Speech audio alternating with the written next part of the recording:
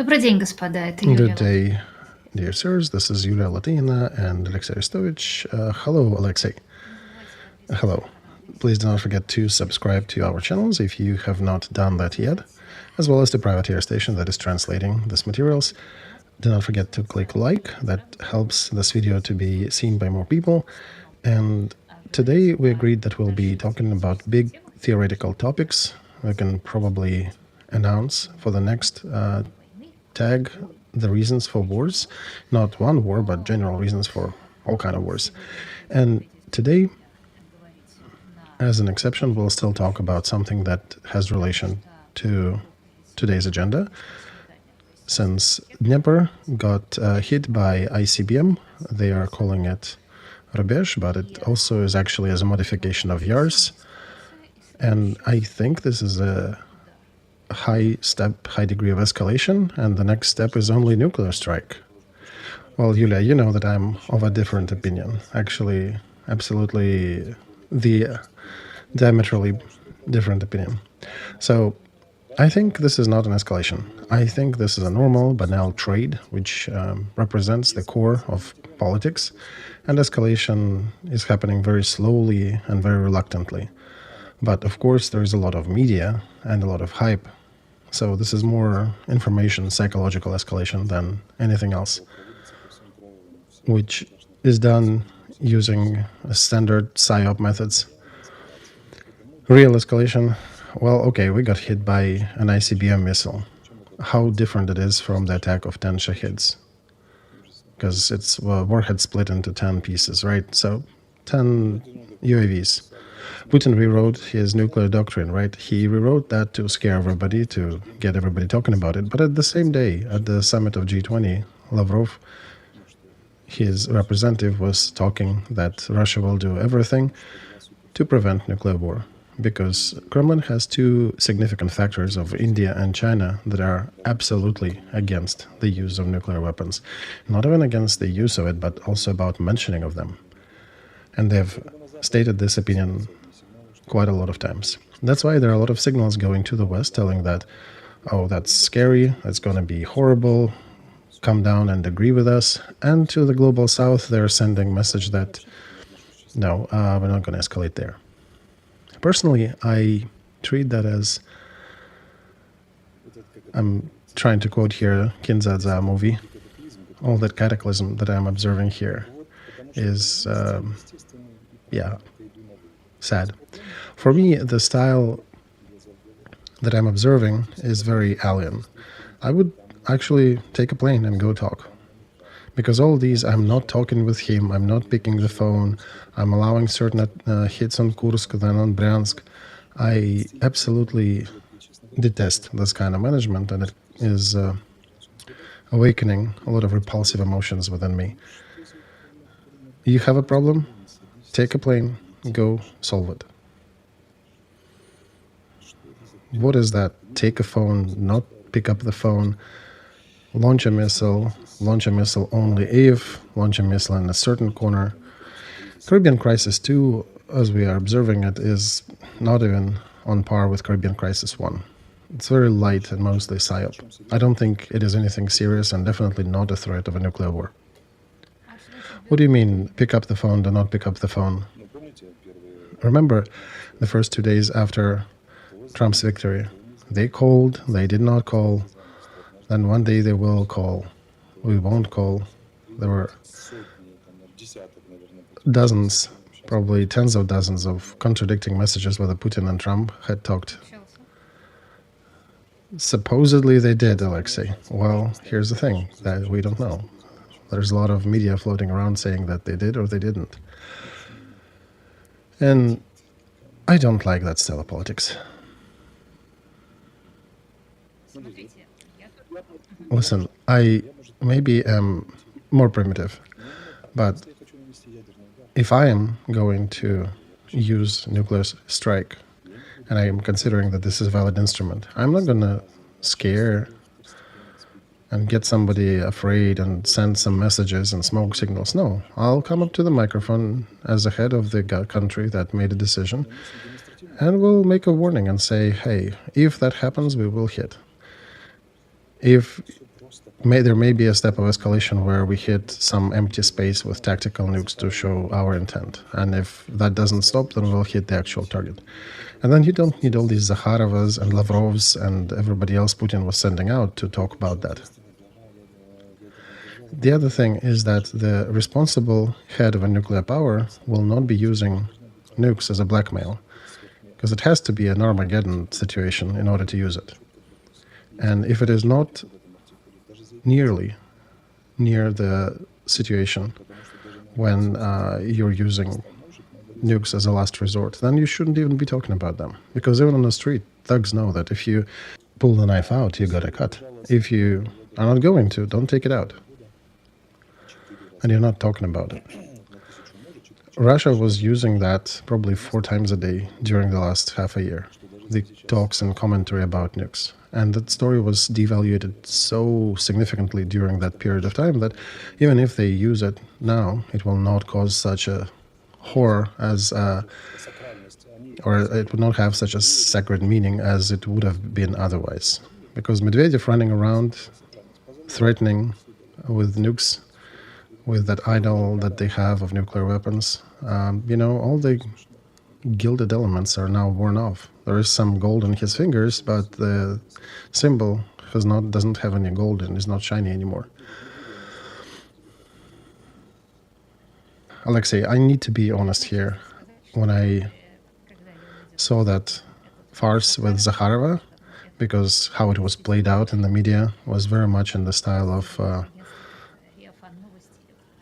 some comedy news, but I was under impression that Trump and Putin are either negotiating or they will come to some conclusion very soon, and the scenario would probably be, or could be, that they jointly will save the world from nuclear Armageddon. And here Biden decided to help them, I guess, and started it escalating.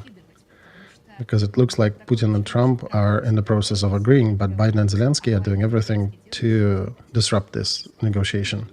No, Yulia, I do not believe this conspirology. I know roughly what's happening there, and they're not capable of conspirology. Everything is very simple and primitive.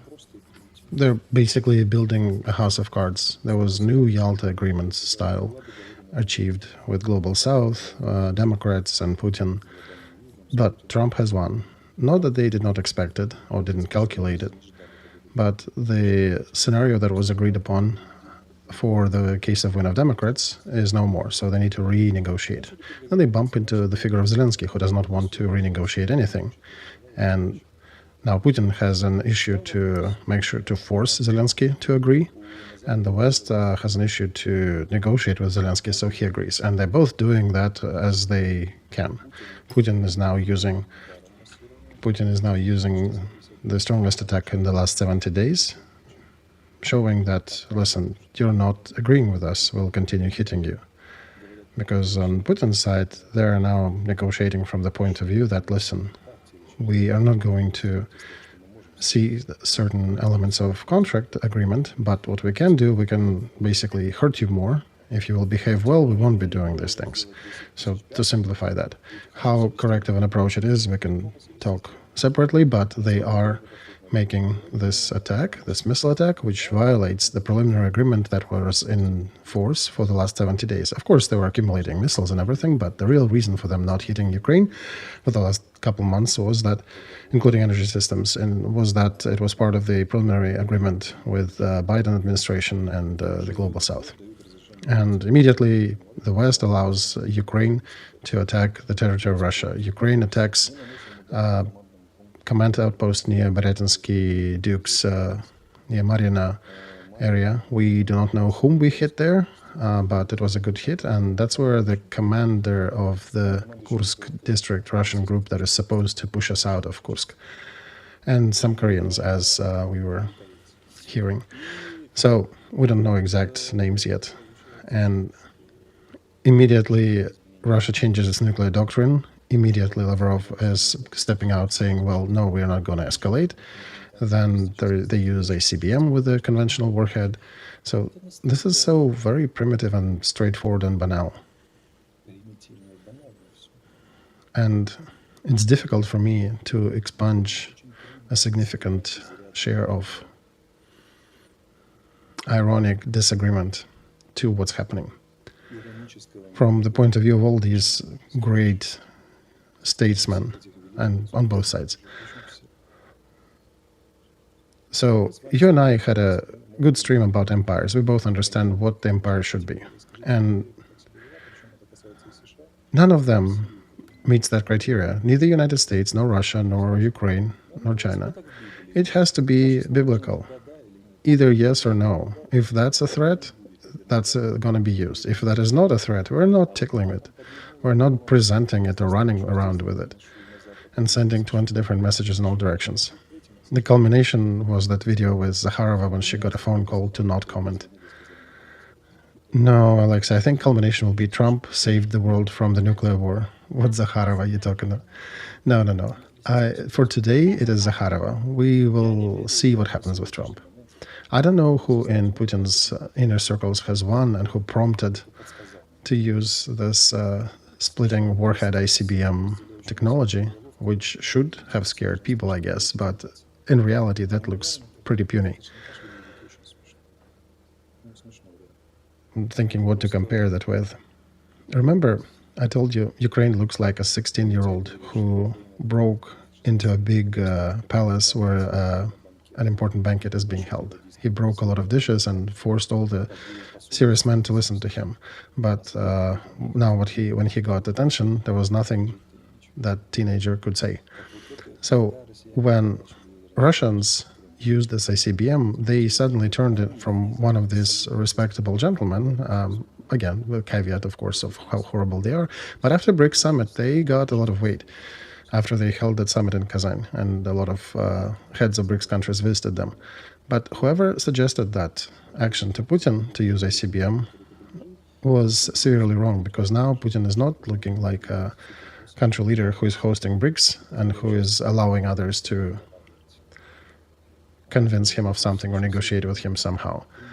Now he looks also like that teenager, like a hooligan with a sling, who is scaring his neighbors that he'll break their glasses, if they would not do certain things. They're like fighting high schoolers, quoting the Bible. My enemy, why did you betray me? You've been strong and mighty for a while. It was interesting to fight with you. And what is it now? How did we get down to this? Why are we using ICBM technology to threaten? When I saw that, I was out of words. Remember, there was a joke, who will prevail, KGB or a stand-up? No, I don't remember. Well, somebody made a good meme about Putin and Zelensky's fight, whether it'll be KGB winning or stand-up winning. For a long time, Kremlin was acting as KGB, but when they launched this funny missile or started threatening that nuclear finger at the world, they turned into stand-up themselves. And I see it as a very amateur stand-up. Nuclear stand-up, Alexey. No, Yulia, it's not nuclear. The fact that they launched something, Kinzhal, the other thing they used, or Iskander, they're also nuclear delivery methods. They've been using them to hit Ukraine since the beginning. Nobody's fainting when these two other technologies are used. And they were designed to be used as nuclear. The usual payload, non-nuclear payload, is a case for Ukraine for the last 2 years. So they used ICBM now. Big deal. The splitting warhead. They drop on Kiev every day more UAVs than how many these things split into. Whom are they going to scare with this? Maybe in the United States, some people got scared, but others just looked at them and said, we thought you were reasonable partners. Now you're behaving like kindergartners, and you're using some childish fireworks to scare people. They immediately have lost the image of serious negotiating party that they were excavating for so long. Their culmination was BRICS summit, but the Lord punished the proud ones, because we just had the BRICS summit, after which their rates went pretty high, but they immediately drained themselves down with this puny nuclear blackmail. Look, Alexey, two technical clarifications. You said conventional warheads. I did not know that Yars even has conventional warhead. Of course, Yulia, of course there is a conventional warhead. Because when they're doing testing, they're not testing nukes every time. They're testing inert. They're testing it in usual munitions. By the way, the idea to equip them with regular munitions is also a Russian idea, because in Soviet Union they didn't even play with that. They only used it for the real purpose. Right, it's as if using the modern bomber and drop, I don't know, stones from it. Exactly, or like bring the Marines using the best of technology to take the shore, and then they would take the muskets of the 17th century and start using them. That's exactly what they were doing. The fact them playing it like this, they just drained all their authority down the drain, down the toilet. Negotiating parties, they're actually quite at a loss looking at all that circus. They already got used to having Ukraine as infant terrible who misbehaves, but Kremlin, where they somewhat seemingly have achieved certain agreements, and I frankly was laughing out loud when I saw that. Not because of the explosions, but because of them using that technology in such a puny fashion. I don't want to switch to cuss words here, but Alexey, I do want to say that I was not laughing, even though I'm absolutely convinced that, as you're saying, it actually has a lot of truth there, and that they likely will be playing the combination where Trump will likely save everybody from the Caribbean crisis too, and after that they will be friends, and maybe if not being friends, but at least the war will stop. Yet when I saw these falling separated warheads, that produced quite an impression on me. I did speak yesterday that there likely will be a ballistic missile strike with a conventional warhead, but when I've seen it, yeah, it actually produced an impression. Okay, Yulia, let's take my favorite character, Sviatoslav. 10th century AD, and he's saying, okay, Hazars, the tribes he was fighting with, trading slaves is bad, and first of all, you're our competitors and pretending for our territories here, and also for the trade between the empires of Byzantine and Karl the Great, Charlemagne. So one of us will have to go, and the other will be staying and controlling this area. I'm gonna fight you, and then instead of sending his horse-mounted troops, which were actually very effective at that time, he sends school children who are coming to the walls of Khazar's empire and telling them, this is our last warning from Sviatoslav. If you will misbehave, we don't know what we'll do. They maybe will send real troops. Do you think if he was fighting like that, he would have destroyed Khazar? No. Hang on, Alexey. There is a notice from our listeners. There is a distracting noise of a pencil. You have a very good microphone, and whenever you draw something on paper, it actually is very well heard on the other side. Okay, or Americans drop the Fat Man on Hiroshima in the usual conventional munition. It falls, it even explodes, and scared 2 crows and 3 foxes, and maybe destroyed 1 house. And next time it will be a nuclear one. Do you think it achieves anything? What is it? I do have another interesting technical question that likely confirms your idea here that all is a big fake or big psyop that they're playing out. Let's imagine a situation. NATO satellites, they watch the launch of ICBM from Russia. Possibly there are 23 Hiroshimas in this missile. 3 minutes later, this missile crosses the border of Ukraine. 5 minutes later, it will cross the border to European Union. Then there is a question next that is to be posed by NATO. If Russian military have indeed warned them, or maybe they have not warned them, at least there should be some formal worriedness about that, some concerns about this launch, some notes that, hey, we don't worry, this is between Russia and Ukraine. Or the other version is that they actually knew about this launch and they were told about this launch. Yulia, I'll open you a scary mystery here if you didn't know, but Russia is warning NATO and allies of the West, NATO allies, about its launches on Ukraine, even about UAVs, and of course about missiles. This war is very logically modeled and is following in a certain framework and following certain rules. And when they escalate by a millimeter, even that is funny because even that has been pre-approved and agreed upon. I don't know if you did not know that. Without any irony, did you know that Russia is warning NATO countries about their usual strikes on Ukraine? No, I thought satellites are tracking it. No, they're sending message, we'll be making a strike at night. Why do you think they evacuated the embassies in Kiev? Because they knew that there'll be a ballistic missile with the splitting warheads. So they were warned. Yeah, of course they were warned. But it was not going to Kiev, right? You don't know where it goes. The whole calculation was, hold me, everybody. I'll hit you a lot and be afraid. And maybe the center of decision-making in Kiev will be affected, so that they would never attack Kursk and any of Russian districts again. So this war devolved into a farce. If real people were not dying, that would have been a comedy that we could all have laughed at.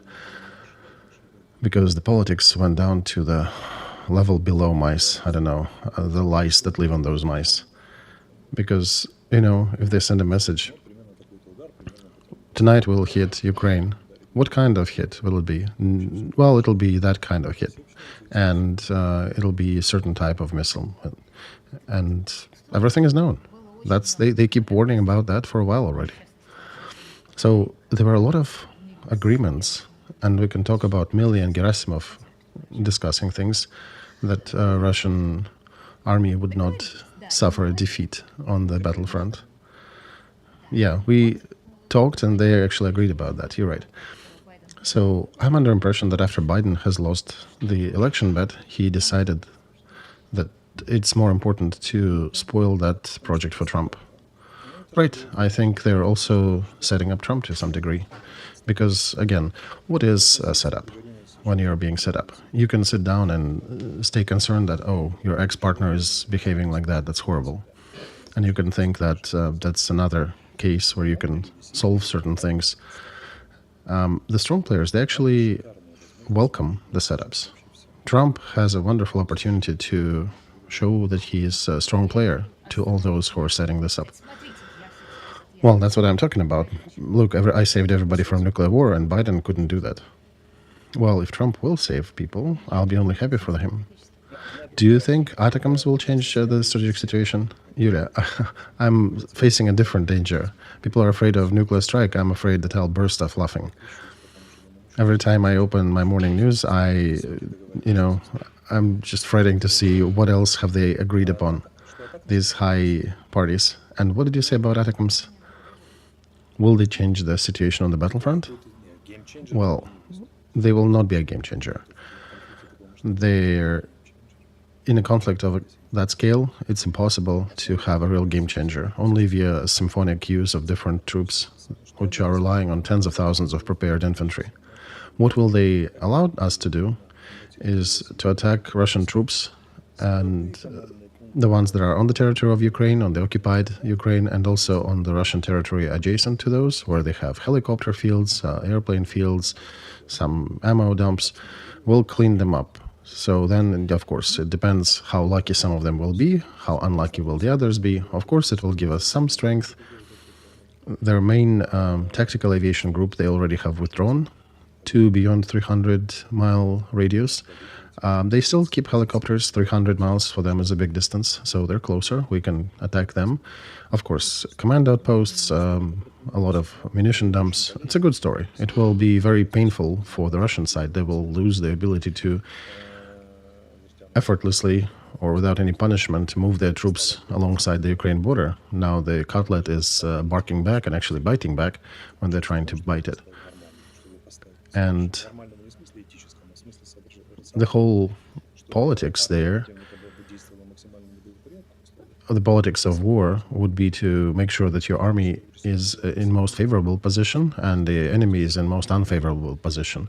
So Russian army was in the very favorable position. They knew that they are not to be punished on their own territory. They can move and rest and do whatever, while Ukrainian army is not well protected and they will be attacked even in training facilities or anywhere in Ukraine. So that situation was changed a bit by Ukraine's incursion into Kursk district and by this allowance to hit with ATACMS Russian territory down up to 300 kilometers deep. It just makes their life a little more difficult and makes our life a little easier for some percent. Difficult to exactly calculate, but this is not a game changer. This is not something that will change the history of this war. If it was the story that would change the whole situation, then that missile, that ICBM they used, would probably be using the actual nuclear munition, if that was that scary for them. But otherwise, they're using all of these missiles and other tools on us daily. So all these scary screams and threats, they're even more laughable.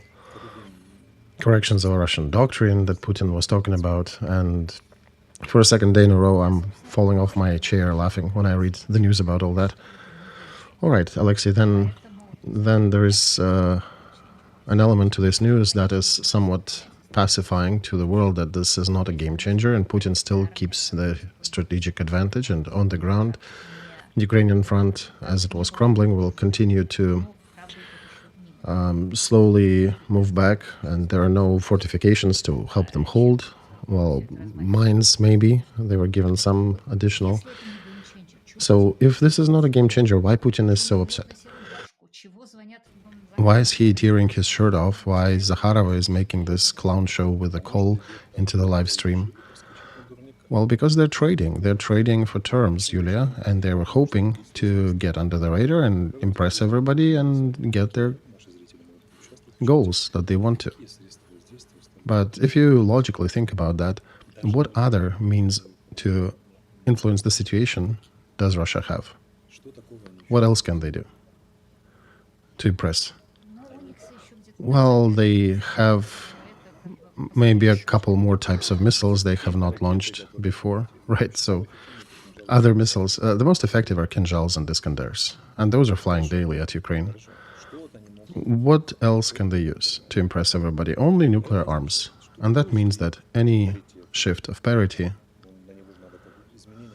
you need a change of political framework for that, right? So it needs to be reacted somehow to. And how do they react to any of these escalations? Seriously attack NATO? That only excites some of the Russian commentators who are saying that NATO will die from the threat of Putin's nukes. All normal people, I think, understand logically that the war with NATO is not needed by anyone, and first of all Kremlin, because it will end badly for both sides, but definitely horribly for Kremlin, and even with conventional arms. So what do you threaten them with? This is the limit of powerlessness. And I know some people were impressed, some people got scared, but I need to calm them down here. Alexey, sorry for intruding here. Understanding how it works and being fully in agreement with you, as I said, that this likely will end in a TV series where Trump saves the world from Caribbean crisis too, I still got scared. Yulia, I understand you. It may look intimidating. And still, since you called me here to express my opinion, let me continue with that. This is the limit of powerlessness. This is why it is laughable. Not double so, but triple so. Because the moment it got to any serious change of rules, apparently Russia has very little to trade with for the future domination in Eurasia or Europe somewhere. They don't have anything to use, because nobody will be using serious nukes anywhere, but attempts to show that they can use that, they look like funny bluff, which was uncovered by some kids from the 6th kindergarten group, because it's absolutely obvious what they were doing there. So what Russia is demonstrating now is powerlessness. Note, the West has ways to escalate. Russia is out of them. The West still has not touched neither land, nor air, nor marine groups, and Russia has already used everything except for nukes. Well, that's why they're waving it, right? Exactly. Because what's left, that's the only tool they have. Can they affect anybody economically? No, they can't. Yeah, right. Economically, I don't know. How can Russia affect economically? You're right. Yeah, I don't think it's a probable story. Nukes is the only option they can threaten in the air with. And that's the story of powerlessness, because you know that you cannot use it. You're trying to use it to scare somebody, but nobody gets scared. So what now? Well, another thing that I just noticed about economic models, Alexey, if Nord Stream was still intact, they could have probably exerted this option as well. So probably people should say thank you to Chervinsky. Well, yeah, if it was Chervinsky who blew it up. But yeah, this option is off the table. They have no options. And this all looks like a big huff and puff that was uncovered in about a day. So in my thoughts, I actually lowered all the, in my mental models, I lowered the Kremlin down quite a few notches after this act. And I'm observing them and analyzing them. I'm trying to understand our enemies. But they've lost a lot during the last couple of days. Just typical biblical quote, "My enemy, why did you betray me?" You've been such a great enemy, almost the universal evil, and we could have fought for a long time and resist in different battlefronts and cognitive warfare, etc. And now, whom do we fight with? So, same mistake as Kiev in 3 days? Roughly, yeah, a scarecrow. A wonderful, fantastic scarecrow. I think this is a colossal strategic mistake they made. They have harmed themselves for the future negotiations. They have weakened their positions. If they will continue with more strikes, second and third, they will be weakening them even more. You should not be touching nuclear arsenal and nuclear delivery methods like ICBMs. They can only be used when you absolutely made a decision that you will be using them and you're calling conditions in a very precise manner. If, then, with all the consequences. And now, with all due respect from the technical point of view, what does nuclear strike give in the modern world? Well, depends what is being attacked. Okay, so nuclear arms can be subdivided into tactical and strategic. Tactical is a shell, a bomb that you can attach to a storm fighter, maybe a short-range missile, but it is used to, for example, a 3-kiloton shell, or maybe 3 of them, covers the battalion area of defense, and while the enemy is suppressed, mechanized column is breaking through that area of the front. Everybody puts on the gas masks, they increase the air pressure inside the vehicle, so none of the nuclear particles will get in with airflows, and then they break through and continue attacking. That was the doctrine of USSR, right? This is one way.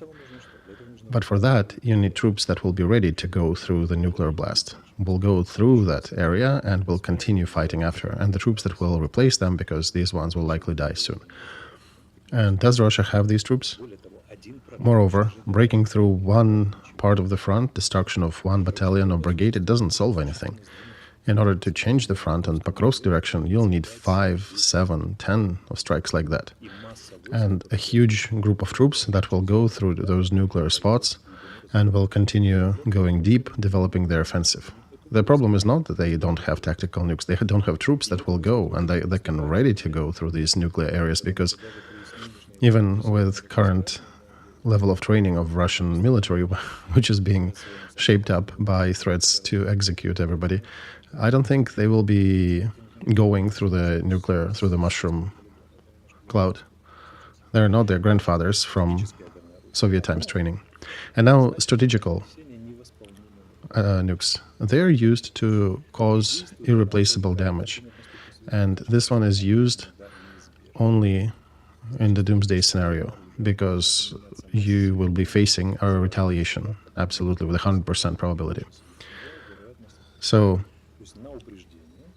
you need to either use tacticals, which maybe will have a lesser of a push, and then otherwise you'll need to plan two things to somehow that you'll be able to attack them and then suffer the retaliation. There is no such thing as singular nuclear attack. There is no specific object in Ukraine or in the countries of the West, the destruction of which would have put the whole West or Ukraine on the knees. Even if they destroy Kiev or Dnepr completely, it will not force Ukraine to stop, to cease fighting. Then what's the effect of nukes? Only psychological. And in order for it to be psychological, they don't need to talk about it. It needs to be something like Voldemort. It needs to be something that you don't speak about. And when you remind everybody 15 times a day about your nukes and all your armies and all your propaganda machine is spewing this out, you're just like in that fairy tale, The Boy Who Was Crying Wolf. You're essentially desensitizing the effect, the psychological effect of nuclear arms, the only effect that could have had some use for you as the owner of these weapons. They have destroyed this option for themselves. From the tactical standpoint, they don't have troops that will be able to go through a breakthrough, and strategic strike doesn't really solve anything, neither demonstrational nor actual strategic use. And psychologically, they dispelled this aura of threat. They only had the psychological purge that they could use, and they dismantled, destroyed it. And that puny blackmail of the last couple of days and the splitting warhead, Talleyrand would have said that this is worse than a crime. This is a mistake, a strategic mistake. A big mistake in Kremlin strategy. They have seriously weakened their position. And that's it. All right, so on the NATO, on that old Soviet story that you mentioned, that grandfathers that were training under nuclear tests, there was 400 or 600 troops under Zhukov's command, right? Yeah, Zhukov was exactly the leader, and there was about 500,000 troops there, and they did send them through, they did practice going through the mushroom. Today, they don't have troops to do that, they're not trained to do that, and they don't have equipment to do that. If you remember, they went through the Red Forest, so they were not afraid. Well, they went there because they did not know. There was no mushroom cloud that was standing in front of you. They just forgot that this is a danger area. The soldiers who were born after Chernobyl haven't watched, did not know what is a red forest, like the guys from somewhere deep in Siberia, from Omsk and Penza. Where do they know about the red forest from? Not everybody in Ukraine remembers exact coordinates. But when the mushroom cloud is there and you have to go right through it, that's only how it works. That's a whole other proposition, because when the mushroom cloud settles, it'll turn out that some of the troops of your enemy survived. They actually dug deep enough and they'll be fighting back, and then it all turns that proposition of breaking through into a usual mundane defense operation and breaking through defense. In order for it to be effective, you need to go right after the explosion, straight into the mushroom. And I don't know about the hero of United States, but the person who advised Putin to use ICBM on Dnepr should be getting a Hero of Ukraine medal. I think I cannot even recall another stupid mistake like that in this war. But I don't think they understood that. They're already threatening the second, and this is complete devaluation. Okay, now, look. We agreed that giving ATACMS allowance to shoot the full distance, this is not a game changer, because Russian logistics centers, most of them are further out than 300. No, not fully. No, Yulia. No, there is they moved some, but there is a significant part of them still within the range, within the reach. Aviation, yeah, aviation was moved further out, and it's a bit difficult. But just destroy all of them, munitions that are closer to the front. They're usually not being moved. They're usually being depleted, whatever are close to the front, or split into several smaller storage areas. But as you saw, some of the attacks in Bryansk recently, we blew up quite significant amount of their resources. So, which shows again that not until the ATACMS lands on his head, Russian general will move the warehouse and the logistics center. Yeah, and ATACMS has 300 kilometers, then there are storm shadows that go 450, so there are targets. Yet this is not a game changer. 2 years ago, this was a game changer, right? Biden had 1,000 days to give ATACMS full range, and why now? Why is he doing it now? Because he violated the agreements. Putin did. Who violated? Putin did. Because this is a war that is completely based on agreements, or whoever gave a command to attack Ukraine's energy targets. Oh, okay, excuse me, let me clarify that important moment here, even though it's a specific one. It seemed to me that decision to use ATACMS was done before the attack, and I think President Zelensky was also surprised by the information leak. So in my timeline, the decision was given to use ATACMS, and then Russia used the attack on energy systems as a warning. Could have been. That's also a good probability that Russia actually heard about this allowance, and this was taken as violation of agreement, and Russia used the arms to attack the energy targets. Yeah, I'm just trying to understand the exact chronology. We don't know exact, Yulia. Both versions have equal rights to exist. We're discussing hypothesis here. But what can I say here is that it's important to understand, even if they made the first strike and violated some agreement, then it's only because they looked at something and considered it to be the violation of previous agreement from the West, from Ukraine, from something. What exactly, that varies. What else could have been, if not ATACMS? Maybe something happened behind the screens, negotiation tables, whatever they agreed upon on calendar, or maybe by action. So we cannot exclude logically the probability that the West and Ukraine have violated something first. But it was presented as if Russia violated the contract first. That happens. War is a treacherous thing. But you and I, as researchers, need to look at both hypotheses while there are no facts that indicate one or the other side prevailing. And I've been involved in Istanbul, Minsk, and Normandy process. I know how they go. They could have violated their side of agreement only when they saw that something was violated of what was promised to them in the framework of conducting this war or peace regulation or whatever. What was that? That's a question. Because otherwise, it's a concept when adventurists completely won over Putin's team, but it's absolutely not his style. Putin usually follows through with what he agrees upon.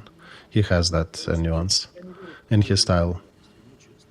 Or again, the story with Caribbean crisis and victory later to display that. Oh, I don't believe in such level of agreements, Yulia.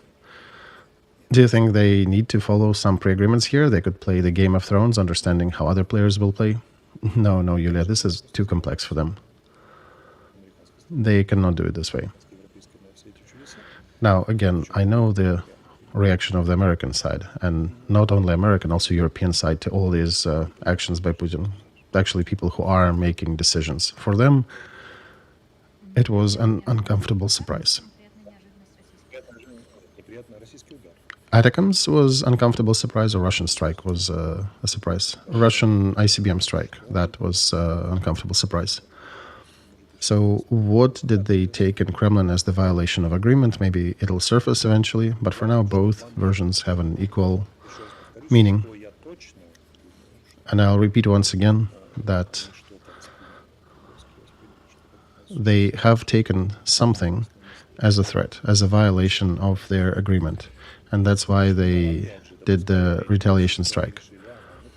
But I also afford the third version to be, while everybody is weakened, while Zelensky is stubborn, while Biden administration is on the way out, maybe we can push some blackmail and see what happens. The West reacted immediately, allowed to give ATACMS. So we can toy with this version as well. So the third version. All right, we will be looking at the details. So command outpost in Kursk district. I have two questions about it. What was it doing there? Why couldn't they have moved it in advance? Oh, it's been dug deeper. It was built during the Soviet times. It was some super successful fortification post that's supposed to withstand even nuclear use, nuclear arms. So, you know, Yulia, what is a Russian general? Do you know how you find the location of Russian general in the occupied territory? You pick the best building in town, you blow it up, you can guarantee that you'll kill a Russian general. We have been destroying them this way at the beginning of this war, this control posts, and they still have not learned.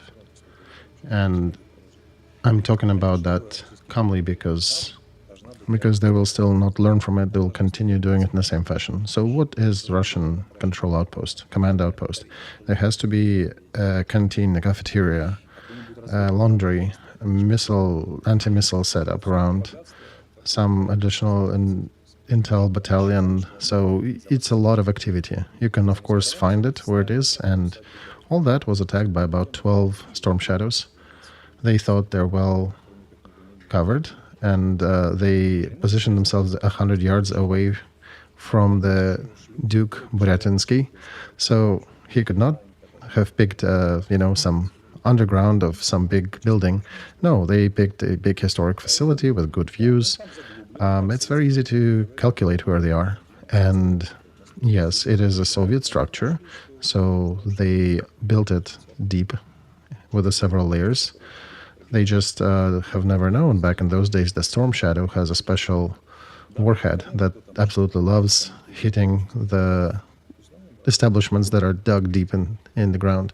So we don't have data how many and whom have we annihilated in this outpost, but I think at some point it will bubble up and we'll see how successful it was. I have another question. Russia has similar missiles, same class as Storm Shadow, that allows them to make similar strikes. There are Iskanders and Kinzhals, and during that whole time while these Iskanders and Kinzhals are attacking energy infrastructure of Ukraine, I'm thinking why they're not attacking Ukrainian command posts, and it's a technical question. Because we in Ukraine are a bit smarter.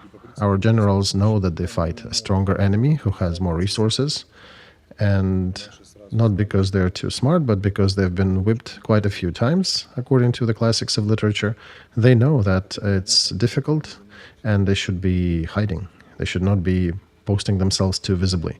At least they're smart enough not to take the best baths in the city and the best buildings in the city and really hide in the outskirts.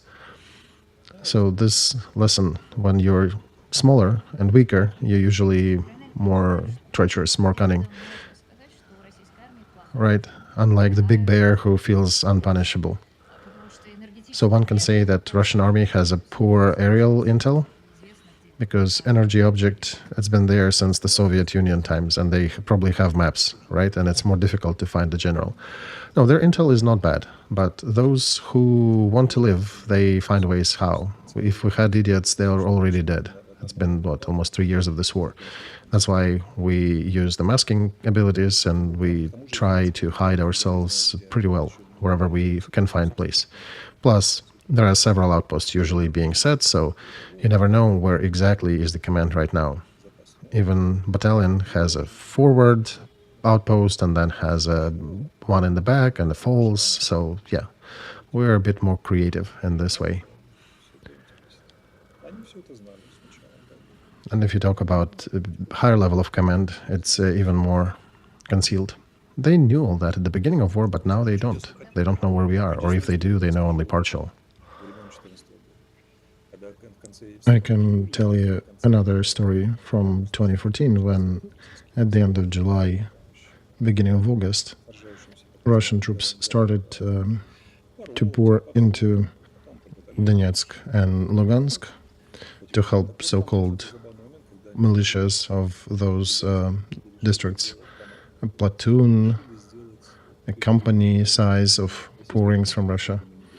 And there was one moment when, I think it was near Lugansk, when they decided to make a forward operating base, not on the Russian territory that we didn't attack, but on Ukrainian.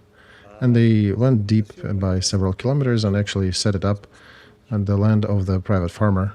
They put the generators, put the tents and mesh and concealment, everything.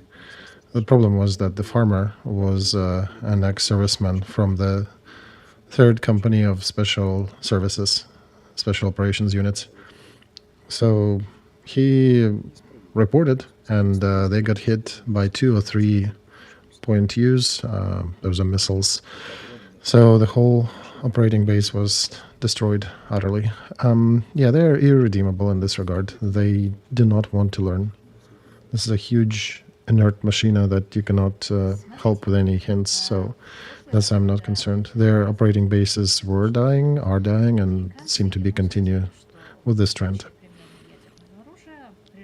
Alright, so look, last time when Putin was waving this nuclear thing, Americans told him that if you're going to use nukes, you will be facing a horde of tomahawks that will destroy all warehouses and operating bases of Russian army in Ukraine.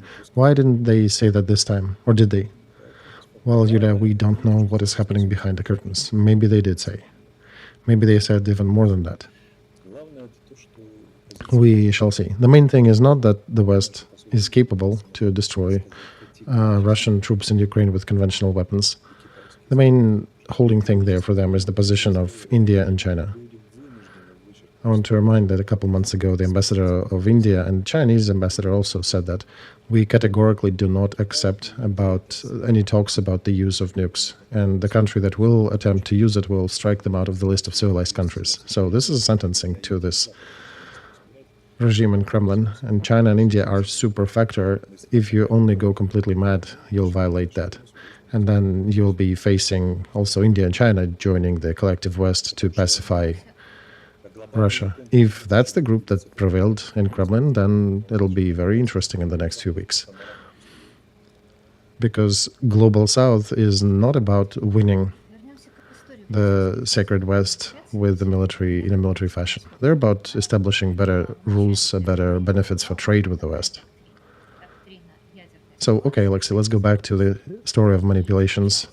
As far as I understand, at the beginning of this war, he had a doctrine of a nuclear escalation to de-escalation, ultimately. And that was the doctrine of Patrushev. It is pretty well known. It was aimed at holding the West from participating in this war by threatening to use nuclear arms if they do join. And as I understand, that doctrine works. How do you mean it works? Well, the West was not directly interfering into this war. Oh, well, this war was an arrangement from the beginning. The West was basically arranging a trap for the bear in Afghanistan. I know it sounds really hurtful for the Kremlin ear, but yeah, it is hurtful for them because they think that they scared the whole world with this war in Ukraine.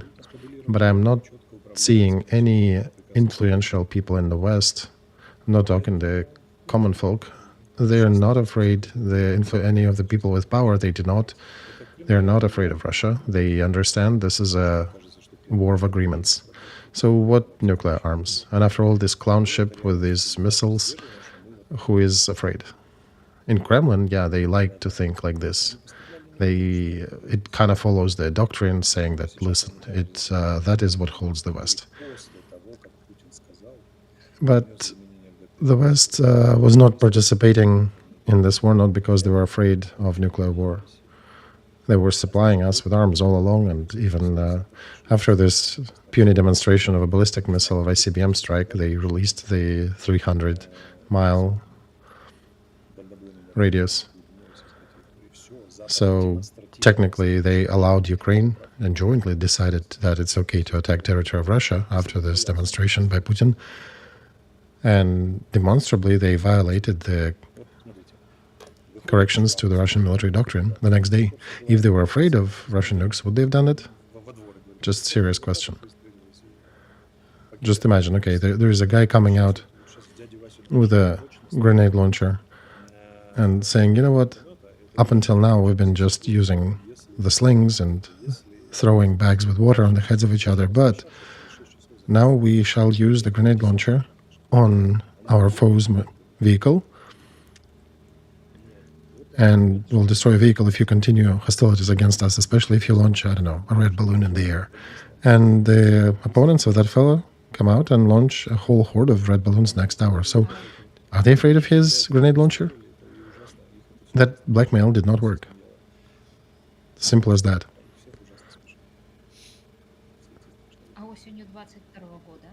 They are actually laughing at all these attempts of Putin regime to escalate in this fashion. So, okay, Alexey, the autumn of 22 that Woodward describes in his book, how everybody were concerned that Putin may be using nuclear arms. No, they were not running. Why would they be running? Back then, there were several very significant conversations that he mentions. No, they were discussing other things back then. Oh, 18 deceased, 20 plus wounded, including some Korean representatives. There was the first vice commander of Kursk district operation. Oh, he was a commander of the Kursk operation, right. He's a vice commander. When they were going through the rumble, one of the unexploded munitions exploded and 13 more people died. I don't know if that was worth 10 or 12 Storm Shadows, but perhaps it's not only about counting. The actual material assets, perhaps also beheading the district operation, also has a good value. And speaking of the autumn of 22, they were not trading for the nuclear arms. They were trading for Putin not going to winter campaign. They were trying to push him to sit down and negotiate. Ukraine had moral advantage on the battlefront. Russia failed to mobilize yet. So all these meetings were about pacifying the situation. Putin answered in a long-will fashion. He instead added 4 districts to Russian constitution and started mobilizing infantry in Russia. So they decided to take a vector of a long war. And they entered into a winter campaign and started hitting our energy systems. That was not about nuclear arms back in that autumn.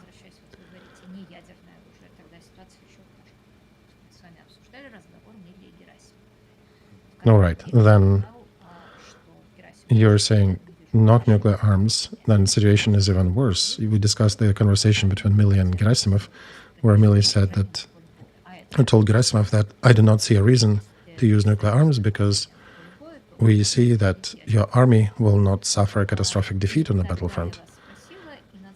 And that was part of Russian doctrine. Only a catastrophic defeat on the front allowed them to use nukes. And then I asked you, and I wasn't exactly precise in my question, was it a prelude and explanation to why the advanced weapons were not given for counteroffensive of 23? And now, after listening to you, I think the more obvious thing happened. That Ukrainian army could not attack further and failed to cut the southern corridor where there were not too many Russian troops. And they were telling, I actually was talking to some friends, to Ukrainian intel operatives, that they were going to bathe in the sea because there were no Russian troops between them and the sea. So instead of cutting that group apart, there was rather a heavy attempt to take Kherson back, where Russians had some concentration of their troops. And instead of attacking the head of enemy's forces in the area, you could have cut the supply lines in the middle, which had no defense. That choice is rather obvious even for me as a non-military expert. But I listened to a previous conversation with Feldman, and I understand that the conversation between Milley and Gerasimov was about that. Well, it was not only about that, right? You can dig deeper into those decisions made. I think we'll need temporary commissions by our Congress after this war to understand how the key decisions were made and why they were made this way. Because if Ukraine will not punish several hundred people who are making key decisions on this war, we do not have any future. If we do not learn any lessons from this conflict and do not create a precedent for people who are making decisions that you need to be careful making decisions and not following the rule, oh, let's just decide whatever we want, nobody will punish us for this. And historians also will have to dig deeper to understand what happened in that time, how independent decisions were made in Ukraine, were there any influences from the partners? Because for me it was very obvious too, but instead we went to Kherson, left hundreds and thousands of soldiers, a lot of burnt equipment, and in Bakhmut, where we left even more troops, instead of cutting the south apart. And when we decided to finally go to the south as a counteroffensive, everything was already dug in, and we did not have long-range arms, so yeah. I think we lost our war between September and November of 22. That's when we lost this war campaign. Do you think United States played a part in that? We don't know yet. I think history will have to uncover this, and they'll get its own writers of that history who will uncover all that. I know a lot, but I don't know everything. Not because I'm afraid the time is wrong. No, I know that Zaluzhny insisted on the South. I was there physically. And while nobody's listening to us, I was also insisting on that plan of action. All the reasonable people were insisting on this operation, but how was the decision made to go for Kherson and Bakhmut? That remains to be discovered and researched. I can understand that Kherson is probably a political motivated decision, because you can say that it tells you that we liberated the right side of the river, and even on the military side there was some reason, because they had the best paratroopers detachments there, so if you cut them off you get rid of them and you can destroy them. Well, but if you cut the limb earlier and split it in a different place and cut their supply lines, you could have defeated the whole group, not just those who were on the right bank. Right, that would have shifted the whole front in our favor. Then we would have a brilliant Kharkov operation, then getting to the mouth of Crimea. But that would have been a different story. It's very interesting. End of the first hour.